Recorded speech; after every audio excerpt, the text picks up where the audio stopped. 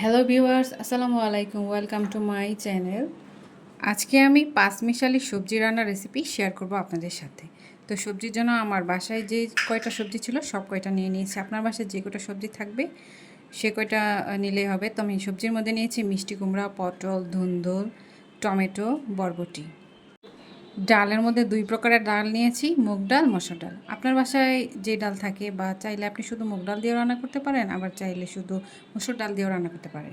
তো সবজিগুলোকে আমি স্কোয়ার শেপে কাটছি। তারপর এখানে পেঁয়াজ কুচি আর কাঁচামরিচ ফালি দিয়ে দিয়েছি। আর অল্প করে হাফ চামচ করে আদা রসুনের পেস্ট দিয়ে দিয়েছি, তেজপাতা, তারপর দারচিনি দিয়ে দিছি। সামান্য একটু হলুদের গুঁড়া আর অল্প একটু মরিচের গুঁড়া দিয়ে আমি একটু পানি দিয়ে তারপর সব মশলাটা মিক্সড করে তারপর ঢাকনা দিয়ে ঢেকে দিয়েছি। তারপর যখন সিদ্ধ হয়ে গেছে ম্যাশ করনি দিয়ে অল্প অল্প করে ম্যাশ করে দিচ্ছিলাম, তাহলে সবজিটা খেতে ভালো লাগবে। রসুন কুচি আর শুকনো মরিচ দিয়ে আমি বাগারও দিয়ে নিছিলাম, সে ভিডিওটা নেওয়া হয় নাই।